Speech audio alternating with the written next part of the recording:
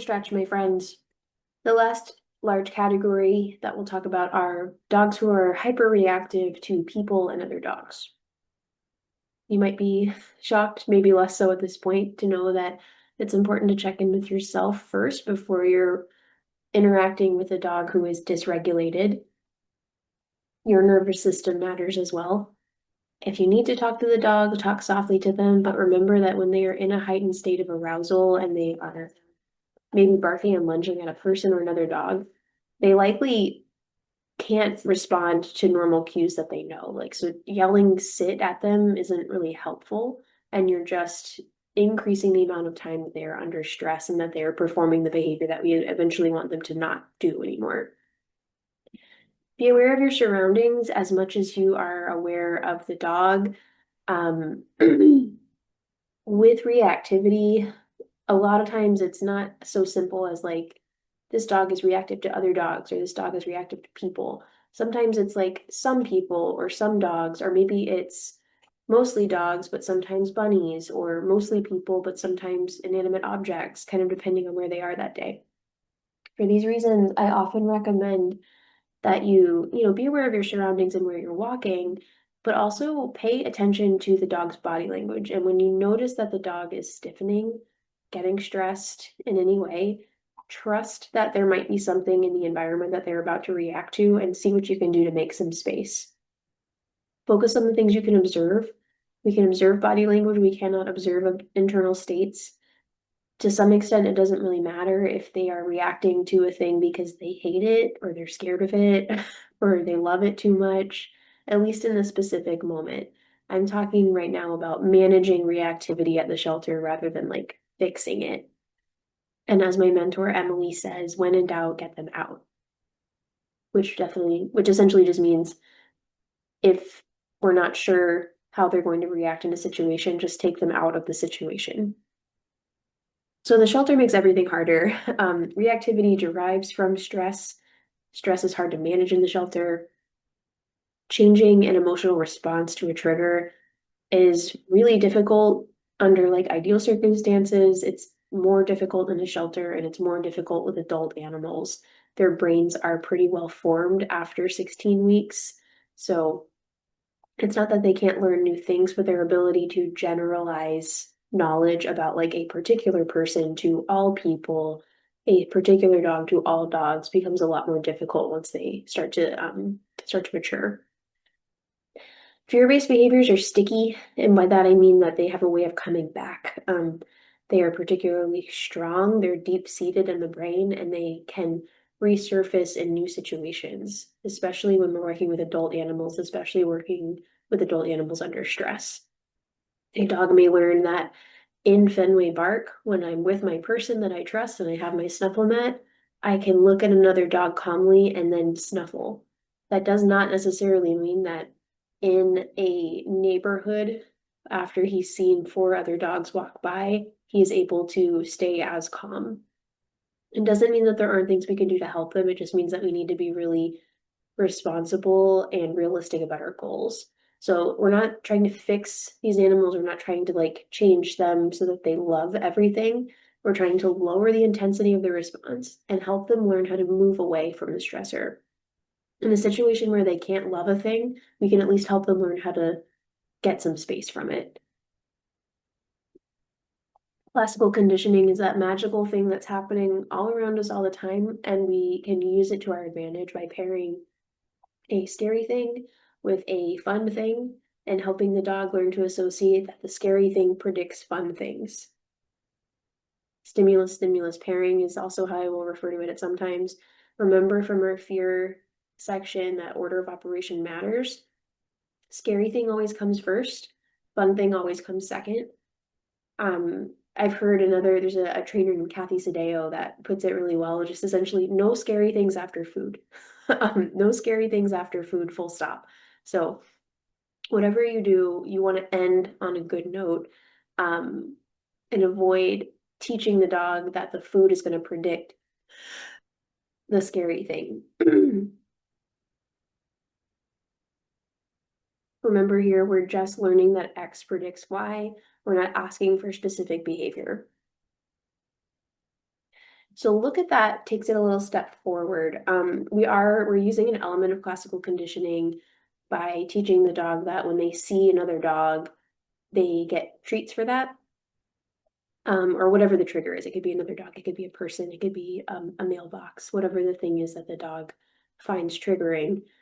That's phase one. In phase two, we actually reinforce when the dog orients and then disengages from the trigger. So in that piece, we're moving away from classical conditioning. We're moving into something called operant conditioning because the dog's behavior is starting to impact when the reinforcement comes. And it's specifically that orient to the thing and then looking back at you for the food. It's a really tiny shift, and you don't really need to worry about the science of it at all. You just need to know that phase one is just feed them when they see a thing. Phase two is feed them when they see a thing and then look back at you. So it would go in phase two, we're walking, we're walking, we're walking. We see a thing, the dog sees the thing, the dog looks at me. I then reach into my pouch and I feed them for that looking at that thing. So this is a stepping stone towards teaching the dog to move away from a trigger rather than escalate, to choose flight rather than fight. We're going to see an example of Gussie working through some big feelings about a cat that he sees on our walk.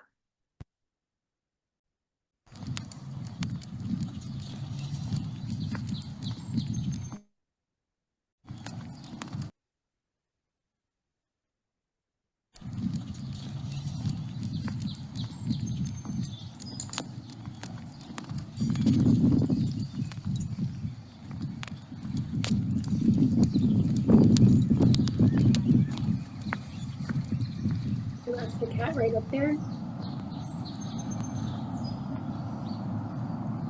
See how long he wires to it.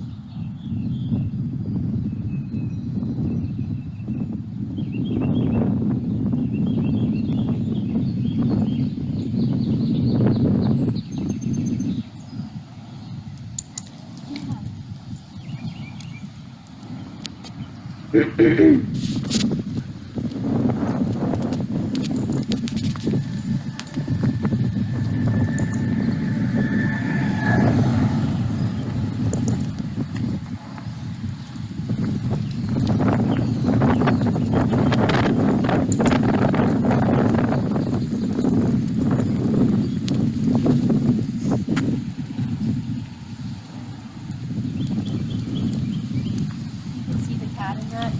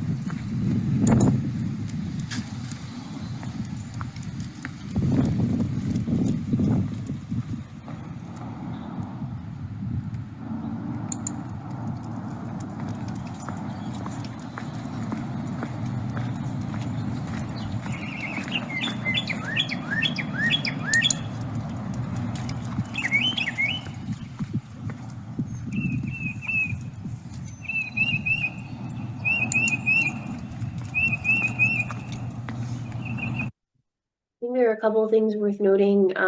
One is I'm letting him tell me when we're done playing lat. So we go well past the point where I can see the cat. I can't really see the cat past like the first minute or so of the video, but I'm going off based on his body language that he's still seeing or smelling or somehow sensing something and then disengaging from that thing and letting his body language tell me that.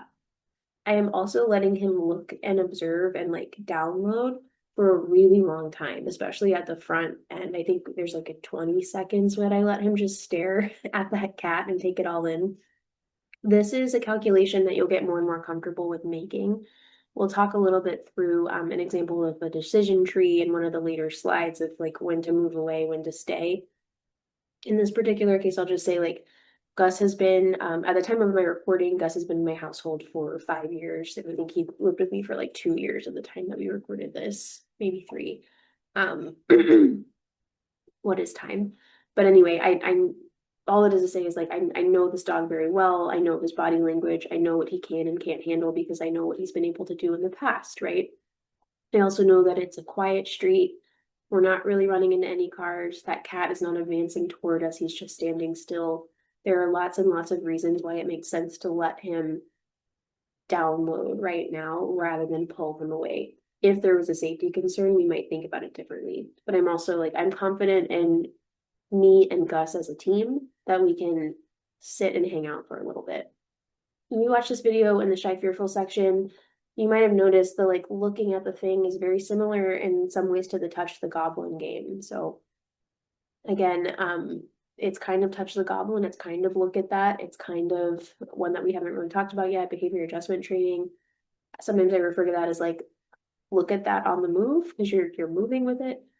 They're all kind of the same thing, but don't say that if you're ever talking to the people that created them.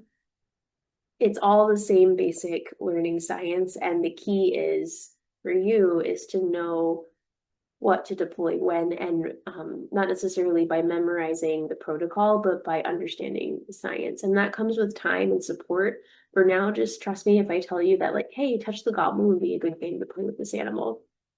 We'll watch this again, and watch it now, not necessarily with just the understanding that Chance is fearful of Gina, but Chance is fearful of Gina in a way that when he is pushed over threshold, he lunges and barks at her. So we get that people reactivity response from Chance. And I hope you're starting to connect that like all of these categories kind of blend together because they all stem from similar emotional responses.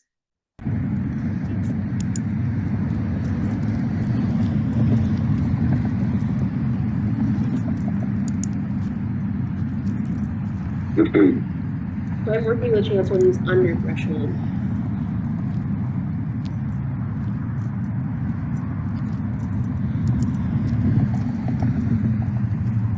He's not hyper focused on her. We're not too close. She's not moving around and doing crazy stuff. She's just standing there.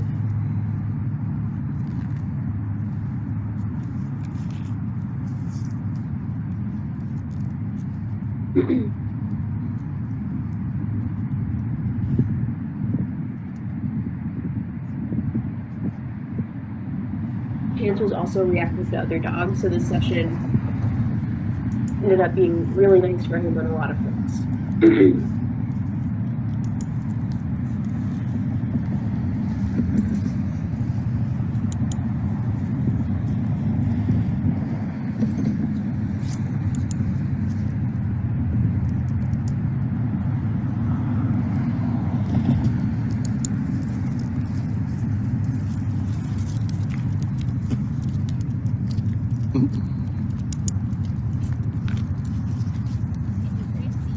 Yeah.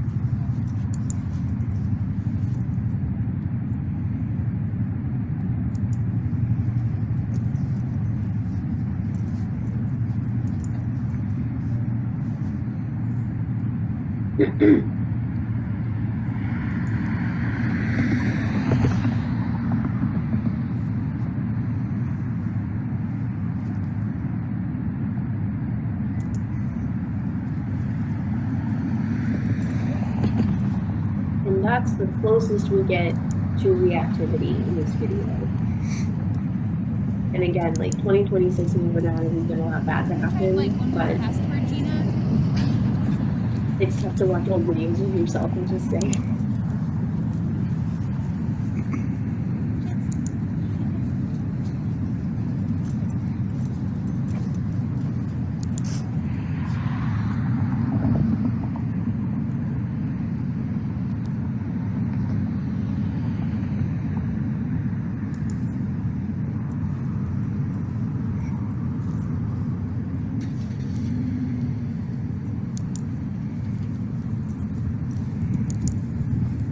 important we do, like, I'm not asking him to move closer to her. He has full range to go where he wants, and I'm just kind of like reacting to his choices. I'm obviously not going to let him rush up and hurt her. But then we have this beautiful moment where he walks right up to her and just chooses to walk away. Yep. All you gotta do is turn around, buddy. So that's him learning to choose flight over fight when he's unsure. Going along with this kind of training where we're practicing seeing a trigger and moving away from it, this is a flow chart that I set up for a dog who was in our care recently named Bandit. A lot of our volunteers were not necessarily like setting up training scenarios for him, but we would be out on a walk and he would see another dog and they wanted to know what to do.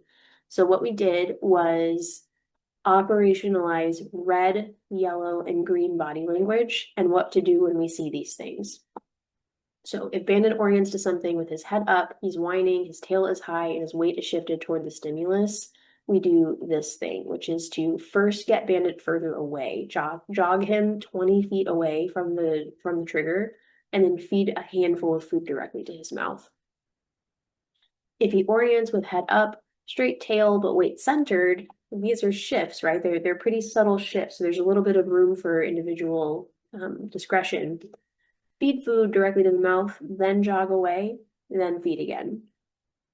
And if he sees something, but he's got a nice curve to his spine, and what I mean by that is like from a bird's eye view, if you imagine that you're standing slightly to the side or behind Bandit because you're holding his leash, you should be able to see a little bit of a relaxed spine rather than a like straight arrow spine. Weight centered, he doesn't look at the thing for more than 2 seconds, he disengages on his own. We can hang out in that spot and just feed him. So after every feed, we reassess body language. If we're still in the red zone, we go 20 feet back again.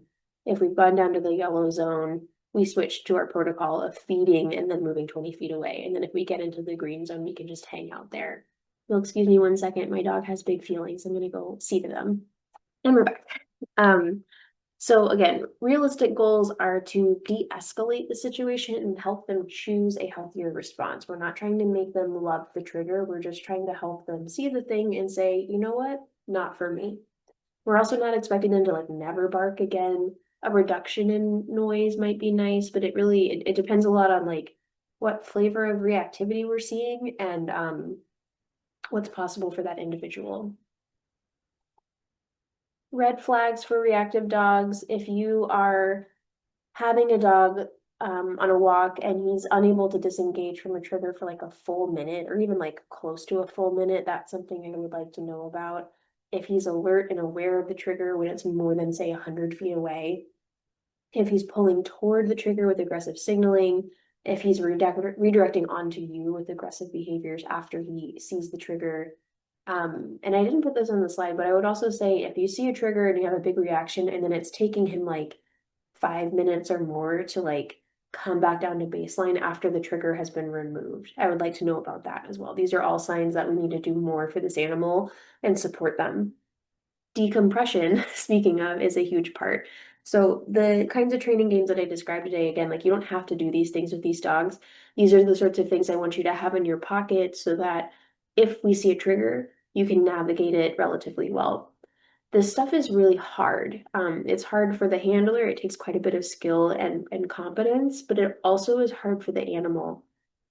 Even just like a 3 minute session like the one I just showed you of Chance, that's not something that I would do, not even multiple times a day, but like not even every day. It would be maybe like once or twice a week. We're throwing that in with a schedule of otherwise decompressing, enriching activities. We need to give our dogs time to complete the stress cycle in their bodies and regulate with enrichment. Enrichment, you've probably heard about. It's kind of a buzzword. It's actually been a thing for a really long time with zoo animals in particular. And then Emily Strong and Ali Bender brought enrichment to the domestic animal world in a major way. It existed before, but they kind of pioneered a new approach for training with these kinds of items where we're taking a needs-based approach rather than just trying to fix a behavior we don't like. And we're looking at it through the lens of like, what would this dog do in the wild? And like, what kinds of opportunities for behavior can I add to their environment so that I'm improving their behavioral wellness rather than just focusing on like taking away the behavior we don't like. We can use science-based information about like broadly the canine species and what canines do. but it's ultimately defined by the individual. Each individual dog will need a different kind of enrichment strategy to keep them happy and healthy. So in general, like the dog ethogram includes these sorts of behaviors. There are more to go to grad school and you'll learn how complicated ethograms are. Um, but in terms of enrichment and the kinds of things we might want to be able to provide to a dog in shelter care, we're looking at digging, chewing, sniffing, the predation sequence. Conspecific interaction is a fancy way to say dog play, problem solving, and interacting with humans. Not all individuals want to do all of these things, and that is okay. It's not a problem if they don't want to dig a hole or chase a ball or interact with another dog. It just means that we can support them with different types of enrichment. Enrichment can be used to support an animal through a behavior problem. We don't always have to like train everything. Sometimes we can just help them by giving them other opportunities to do stuff. So for example, let's say we're seeing like destructive behaviors. I don't know. It would take a little bit more fact finding, but let's hypothesize that it's stemming from boredom and stress. Maybe they're in their kennel for too long each day and they need some activity to help move their bodies. Giving them enrichment that's focused on shredding and ripping, such as putting their food in a paper bag and rolling it up, or even giving them stuffed toys and letting them rip them up. That's what they're for. We just need to make sure that they're not ingesting anything. So sometimes that's not an option for a dog in the shelter. Similarly, like let's say we're getting like pacing, inability to settle, panting, could be boredom, could be stress, could be other things, but a good place to start would be to give them different ways to engage with their environment. So scatter feeding and food puzzles are great ways to encourage foraging and problem solving, giving them a durable chew that they can work on for a while, and licking enrichment like a Kong or a peanut butter bone can help to stimulate a stress relief response. The important thing though is, and this drives me crazy, if someone puts a Kong in a dog's kennel and is like, okay, enrichment happened, we don't know anything at that point. We need to actually observe if the animal engages with that enrichment item, how they engage with it, and importantly, what their behavior is like before and after the enrichment item is provided. So in other words, we need to collect data, and it doesn't have to be scary. It doesn't have to be intense. I have a board in my office that staff can use to keep track of like what enrichment strategies are working and not working for our dogs who are struggling. But it can be simply like if you walk by the kennel and see that they're snoozing after they had a snuffle mat, that's awesome. Make a note of that, even if it's just in your brain. Or actually, no, not if it's in your brain. Follow our logic chart of how to document information in the documenting information section. But adjust your enrichment plan based on the data you're getting. If you have a jumpy mouthy guy who's having difficulty settling, you give him a licky mat with the intent of helping him calm down, and then you observe that he ate the licky mat and did not calm down, that doesn't mean that enrichment doesn't work. That means that you haven't found the right item yet and we need to try again. And maybe it's giving him a more durable licky, maybe it's combining licking and chewing opportunities. There's lots of stuff we can do. Final note here is to just don't forget that you have a nervous system too. This is hard. It's hard to volunteer in a shelter. It's hard to work in a shelter. It's really hard when we're not taking care of ourselves and when we're not taking care of each other. So this is a personal journey. Figure out what self-care means for you, what wellness means for you. For me, it's a combination of naps and therapy and meds and exercise and time away from the shelter and about a million other things. But you know what? Taking 2 minutes to just be silly with your friend and put bowls on your head is also self-care. Whatever you need to do, take those 2 minutes when you need them, take a break when you need it, and communicate what you need to. No one's going to fault you for needing to take an extra second here and there and communicating that out clearly. So that is the last bit of information for 2-star handling. Once you've digested all of this, get in touch with your volunteer mentor team if you're a volunteer, or get in touch with me or a senior staffer if you're staff, and we can do some in-person handling to make sure that you are all set.